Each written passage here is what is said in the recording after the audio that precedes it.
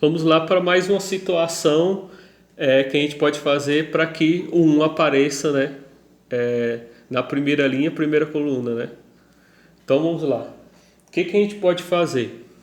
A gente pode usar a propriedade que a gente fez bastante no último exercício, que é colocar algum número, no caso, em evidência. O que a gente observa?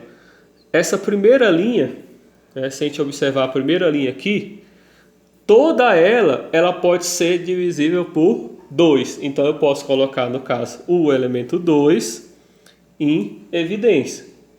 Então, não precisa necessariamente toda, a matriz, lembrando que isso não é matriz, está representado por uma única barra aqui, uma única barra do outro lado, né?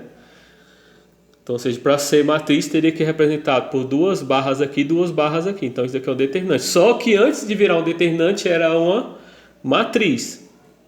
Então a gente calcula o determinante de uma matriz. Lembra que determinante é um número associado a uma matriz. Então dividindo toda essa primeira linha por 2, ficaria 2, 3, 1 e 0. Eu não estou dividindo por 2 porque eu escolhi dividir por 2, né? Eu estou colocando 2 aqui porque o elemento comum é o número que é divisível, né, por todos os elementos aqui. Então eu conseguia colocar para fora o 2, né? 2 vezes 2, 4. 2 vezes 3, 6. 2 vezes 1, 2. 2 vezes 0, 0. Então, ou seja, é o número, né, que eu posso colocar em evidência. Os demais números, né, se repetem. Então a gente está usando uma das propriedades que a gente viu bastante nesse último exercício que a gente fez, né?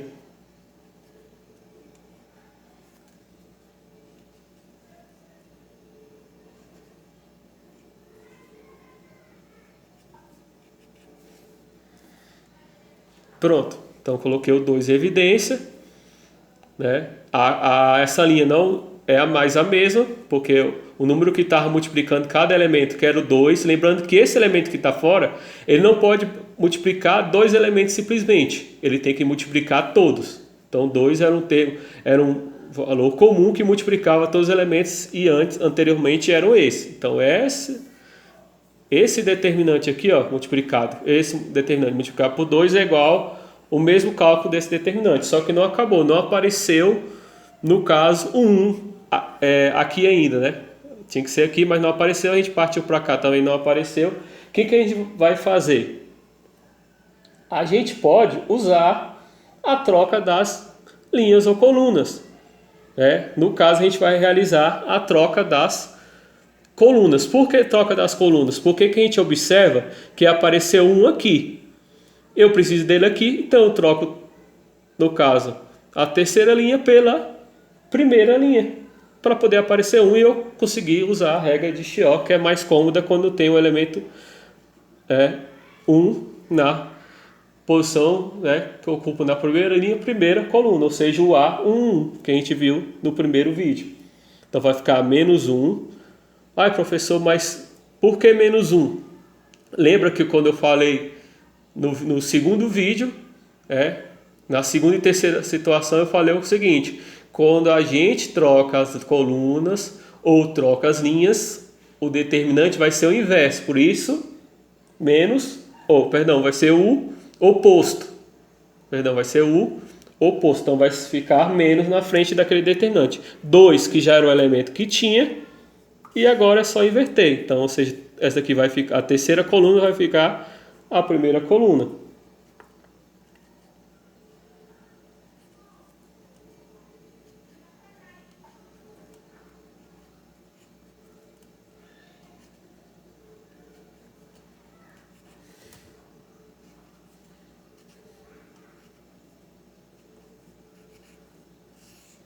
Pronto, você usa a regra de Chió aqui, depois o resultado que deu, né, ao calcular o determinante, você vai fazer o quê? Multiplicar por menos 2, né, que é menos 1 vezes 2, menos 2. Calculo por regra de Chió aqui, multiplica por menos 2, você acha o determinante final.